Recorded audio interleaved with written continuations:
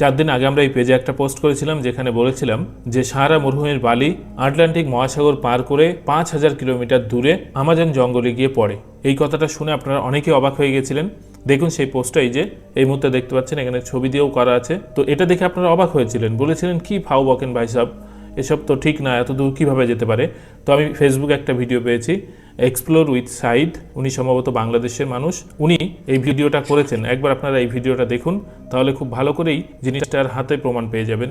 লক্ষ্য করুন, সবকিছু মনে হচ্ছে যেন কুয়াশাচ্ছন্ন, ঝাপসা লাগছে।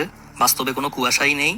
পৃথিবীর বৃহত্তম মরুভূমি সাহারা মরুভূমির ধুলাবালিতে আটলান্টিক মহাসাগরের বিশাল এক অংশ এভাবে ঝাপসা হয়ে থাকে।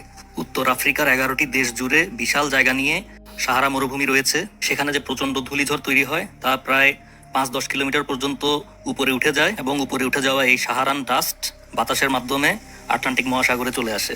শুধু তাই নয়, প্রায় 6000 কিলোমিটার পাড়ি দিয়ে এইসব সাহারান ডাস্ট বা সাহারা মরুভূমির ধুলাবালি সুদূর অ্যামাজন জঙ্গলে গিয়ে পৌঁছায়। এই যে এখানে ফ্লোরে লক্ষ্য করুন, আমাদের জাহাজের উপরেও ধুলাবালি এসে জমেছে। এগুলো হচ্ছে সাহারা মরুভূমির ধুলাবালি। স্বাভাবিকভাবে দেখলে খুবই সাধারণ জিনিস, কিন্তু এর গুরুত্ব আসলেই অসাধারণ।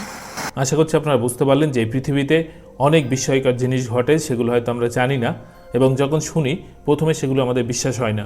কিন্তু আমরা এক্সপ্লোর উইথ সাইদ এই ভাইয়ের জন্য হাতের কড়ি প্রমাণ দেখতে পেলাম যে সত্যি এটা উড়ে যায়।